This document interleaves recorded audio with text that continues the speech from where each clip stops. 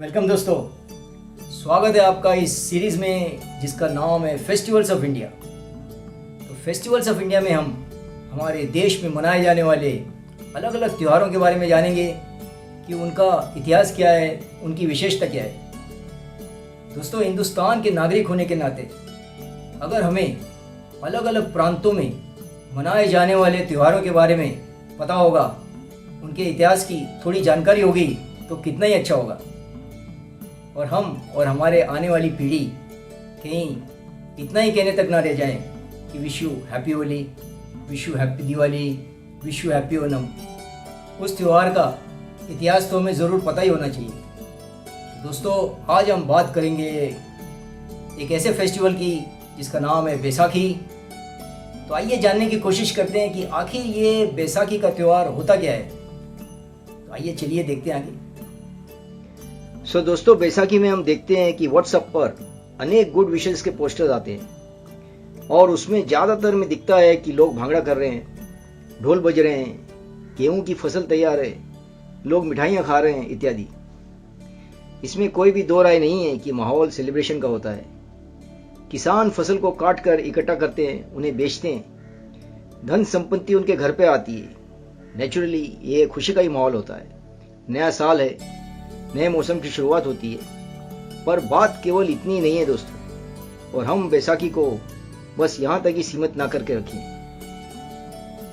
दूसरा इतिहास का महत्वपूर्ण पहलू ये है कि 1699 की बैसाखी के दिन गुरु गोविंद सिंह जी ने सिख पंथ शुरू किया था। हिंदुओं में से कुछ ऐसे लोगों को चुना और उनको सिख बनाया। सो बैसाखी मतलब सिख पंथ का जन्म। 1699 से कई साल पहले सिखों के तीसरे गुरु अमरदास जी ने बैसाखी मनाने की प्रथा शुरू की थी। लेकिन 1699 में जब इकट्ठ हुआ तो कुछ ऐसा हुआ जो किसी ने सोचा ना था। गुरु गोविंद सिंह जी ने पंथ को मजबूत करने की बात उठाई। फिर हाथ में नंगी तलवार लेकर आए और कहा, यहाँ कोई है जो अपने प्राण दे सकता है पंथ की खातिर। पूरा सन्नाटा छा गया, लोग घबरा गए। दोस्तों, हम सोचकर देखें, अगर हमारे साथ ऐसा हो तो हम क्या करेंगे। जब कोई आगे ना आया तो उन्होंने 2-3 बार और ललकारा तो आखिर एक सज्जन खड़ा हो ही गया। उसका नाम था दयाराम और वो लाहौर का एक दुकानदार था। गुरुजी उसे टेंट के अंदर ले गए और वापस आ गए। अब तलवार रक्त से लथपथ थी और उन्होंने एक और शीश की मांग की। दूसरी बार धर्मदास खड़े हुए जो कि मेरठ के एक किसान थे। इस प्रकार गुरुजी ने 3 शीश की और मांग की। तो तीसरी बार मोखमचंद सामने आए, वो गुजरात में एक दर्जी थे। चौथी बार साहिब चंद खड़े हुए जो कर्नाटका के शहर बिदर में एक नाई का काम करते थे। और 5वीं बार हिम्मत राय सामने आए जो एक नीची वर्ग के उड़ीसा में पानी बांटने का काम करते थे। सो लोग हैरान परेशान थे कि आखिर आज हुआ क्या है। तभी गुरु गोविंद सिंह जी उन 5 को अपने साथ लेकर जिंदा आए और घोषणा की कि अब एक ऐसा पंथ बनेगा जिसका सिख इन 5 जैसा निडर होगा। उन्होंने कहा कि मेरा सिख ना ही जुल्म सहेगा ना ही होने देगा। गुरु गोविंद जी ने यह भी कहा कि चिड़ियों से मैं बाज लड़ाऊं, 1.25 लाख से एक लड़ाऊं, तभी गोविंद सिंह नाम का हूं। मतलब मेरा सिख ऐसा होगा जो कि होगा तो नन्हा सा चिड़िया जैसा, पर जाके बांस के साथ लड़ जाएगा।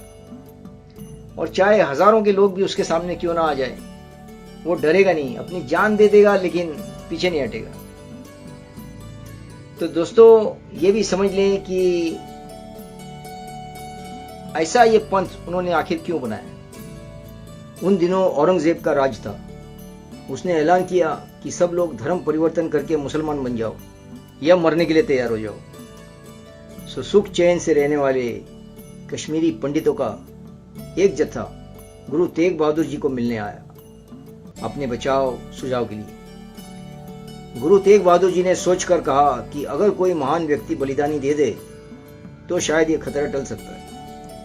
अब पास खड़े सुन रहे थे उनके 9 साल के मासूम नन्हे पुत्र गोविंद। उन्होंने कह दिया, पिताजी आपसे बड़ा और कौन हो सकता है। फिर सारे पंडित भी उनसे गुजारिश करने लगे तो गुरु तेग बहादुर जी मान गए और उनको आश्वासन देते हुए कहा कि औरंगजेब से कह दो कि अगर गुरु जी ने धर्म परिवर्तन कर लिया तो हम भी कर लेंगे, नहीं तो तुम अपना फतवा वापस लोगे। आगे उनके साथ क्या होने वाला है ये बात जानते हुए गुरु तेग बहादुर जी ने हामी भरी थी। अब औरंगजेब ने पूरी ताकत लगा दी कि उनका धर्म किसी तरीके से बदली करवा लो, पर गुरुजी नहीं माने। अनेक किस्म के जुल्म उन पर किए गए और अंत में उनका शीश धड़ से अलग कर दिया। सो दिल्ली में 2 गुरुद्वारों की बहुत मान्यता है। पहला शीशगंज जहां शीश दिया था और दूसरा गुरुद्वारा रकाबगंज जहां उनका अंतिम संस्कार किया था। सो दोस्तों, क्योंकि भारी सभा में डर के मारे कोई भी उनके बचाव के लिए आवाज ना उठा पाया था, इसीलिए गुरु गोविंद सिंह जी ने खालसा कौम तैयार की थी। इस धर्म संकट से बचने के लिए सहमति ये हुई थी कि हर एक हिंदू परिवार अपने बड़े बेटे को सिख बनाएगा ताकि वो अपना और अपने परिवार की रक्षा कर सके। लेकिन जैसे जैसे वक्त गुजरा तो धीरे धीरे ये बात ऐसे ही रह गई और केवल जो सिख बने थे उनके ही परिवार सिख रह गए। सो दोस्तों, ये है कुछ जानकारी जो बैसाखी से जुड़ी है और हमें जानना चाहिए। सिखों की पगड़ी का उनके लिए बहुत बड़ा महत्व होता है। जहाँ एक तरफ पगड़ी उनकी पहचान होती है, वहाँ दूसरी ओर औरों को इससे कुछ उम्मीदें होती हैं और एक सच्चा सिख कभी भी अपनी जिम्मेदारी निभाने से पीछे नहीं हटता। इसके साथ ही फेस्टिवल्स ऑफ इंडिया के इस एपिसोड को हम यहीं समाप्त करते हैं। आगे फिर जल्दी आपसे मुलाकात होगी एक नए त्योहार के साथ, उसका इतिहास जानेंगे। तब तक के लिए जय हिंद, जय भारत।